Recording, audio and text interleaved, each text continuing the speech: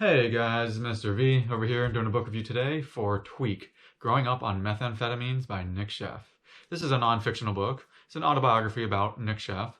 And Nick Sheff is a drug addict who is addicted to hardcore drugs like meth and heroin.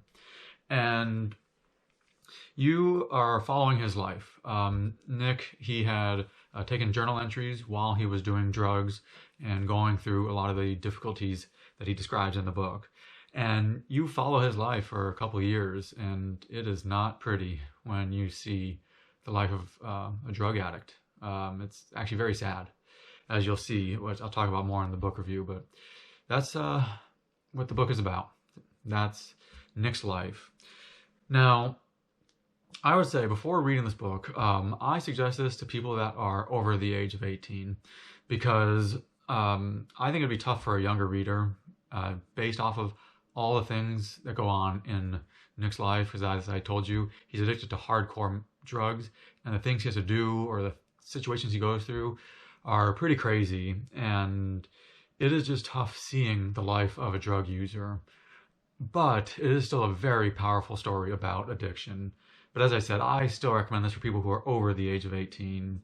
And for those who are interested in the book, I would say that this is a very interesting book. It's a very powerful book, but it's also very interesting to see Nick, who is either in his late teens or early 20s, and you see that he is addicted to the hardcore drugs. He's from a well-to-do family. I wouldn't say rich, but he's a well-to-do family. And you get to see the difficulties that he faces through his drug use and the craziness that happens through drug use and the power of addiction. And I would say that this book was just gripping right from the beginning because it just shows his quick descent into drug use. In his journal entries, he just shows his quick descent into drug use because he is basically on meth within the first chapter. And he describes what it is like when he is on meth and explains the high and how it made him feel. And it's pretty sad and it's very scary because you can see how people get so addicted to the drug because he feels so amazing when on it, and he feels like he can just do everything, and all the sadness, everything in his life just disappears. But after the high is done, he just wants that next high. And that's why you can see it is very sad and is very scary. But as I told you, throughout the book, he has different journal entries. It's not a daily journal entry. Sometimes there'll be about a 30-day gap between when his journal entry was, because he'll say this is day 120, day 150, and he just jumps. So sometimes there is a jump, but other times you see a daily journal entry, and you really see the life of a drug addict, like how they live, because it's not only about Nick, but he talks about his friends in his journals. And you see, he talks about some of his other friends, what happens, and you see how they talk to their families, because oftentimes they are yelling at their families because their families, want them to quit. And the families are also worried for them, but the drug addicts, they just want that high. And a lot of them feel they have it in control and they can quit anytime. That's what they feel. But they still want that next high. And you can see when he's talking to his family, there's times in the book he's sober and completely drug-free, and other times he just relapses and goes right into it. So he has to cover up.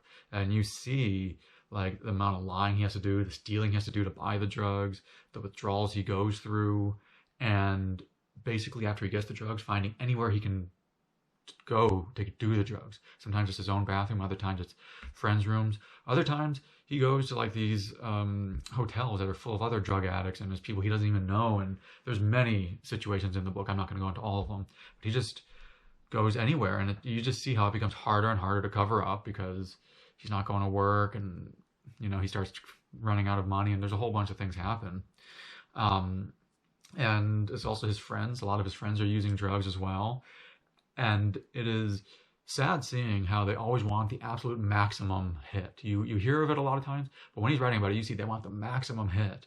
And it's scary because they get close to overdosing, and he's even writes about the times that some of his friends do overdose.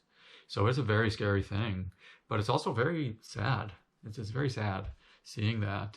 And when you're reading his journal and this book, you also see the drug world, which is very crazy. I just described a few things, but you see the drug world, which is crazy because he's dealing with a lot of drug addicts who are going a little bit crazy right now, and they want that high. They will do whatever they need to get that high. So they go crazy because at points Nick is buying and he's selling. He's selling because he wants that next high. He wants to get money. He wants to do that, and that's why he's selling. But you see that when he's buying it, he always feels, are they selling him enough? When he's selling, he's wondering, are they giving me the right amount of money? Are they going to come back and beat me up? And, there's situations in both when he's buying and selling that he talks about and goes in depth because he always feels someone is ripping him off or stealing. And there's situations that come up where they do. And how does he deal with it? And what does he do? And again, it's just a very, very sad, but eye-opening book, and you see how crazy it is. As I said, also, he goes not only into the drug aspect, but you see his personal life, the interactions he has with different friends in his family. Some of the friends that are not drug users, some of them who have recovered, and some of them who are drug users. And you just see the interactions he has with them. And I told you earlier how he was yelling at his family. A lot of the other drug addicts did the same thing, and how they try to distance themselves. Yet, like things like his parents, they want to help him, but he is basically refusing help because he wants to continue drugs. And you just see that and the fights that they get into, and sometimes the loss of confidence that the parents get. Or some of the friends and family who are not on drugs, how scared they get and how they stop answering his calls, or they even change the locks on doors. They have to do stuff like that because Nick is breaking in. But when you're reading his journal, he will like all of a sudden get high, and then a few days later he'll hear someone is changing the locks on their doors because something Nick did. But he doesn't even know what he did because of the high. He didn't know what he did. And you read this and you're like, wow, this is pretty scary to think this really does happen. And other drug addicts have the same thing. Nick was just writing his journals. And you also see when he goes to rehabs and some of his friends go to rehabs, like what he feels and how difficult it is to quit. And it shows how powerful these addictions are.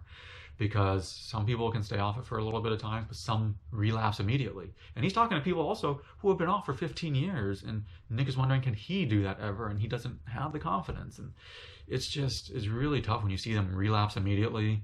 And it's sad reading, but it's incredibly powerful because you see the struggles he goes through. And when you're reading it, you realize these are real people. And the people he's dealing with are real people too, and what they are doing and type of life they just threw away to get the drugs. And it is, again, a very, very powerful story about the dangers of drugs, but also addiction.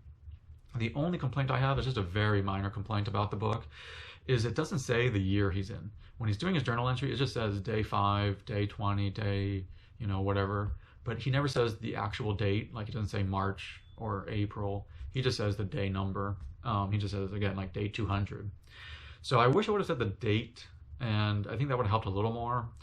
And it also helps knowing like the outside world a bit. You can figure out the general timeline. It seems like it's in the early 2000s, like maybe 2002 to 2005, around that time. But it helps knowing because the technology changed so much. And I think it would have helped knowing a little bit, especially with phones and things like that. So that's the only complaint I'd have about the book. But, as for his writing style, I thought he did a great job writing it because he keeps you engaged in this story. Because he's talking about some very interesting situations, but he keeps you engaged in it. And it's very intense, especially when he's doing like the drugs. But he explains the situations very well. He explains the scenery, like so you can kind of like picture it in your head, like what Nick is seeing, and you somewhat envision what it is like. Of course, even for like non-drug users, you can like envision like, oh, this is what the high is like. I can see it. Of course, you can't really know what it's like, but you can still somewhat get the impression of what it is like, and you can see how scary drug use is. And it's just a very impactful book.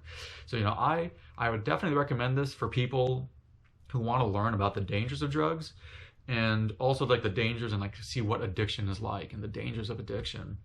But this is still a great book. Just like if you just want to pick up and just see a little bit about, what is Nick's life based off what I've already described, because he makes the book very interesting. It's not only about, this is the dangers of drugs, but it's because he makes the book so interesting. That is why it is such a great book, and that's why I'd recommend it. But If you guys have any questions or comments, please post it in the comment section below. Hope you guys click the subscribe button, as I always upload multiple different types of book reviews. But thank you for watching my book review today. This is Mr. V. Go enjoy reading.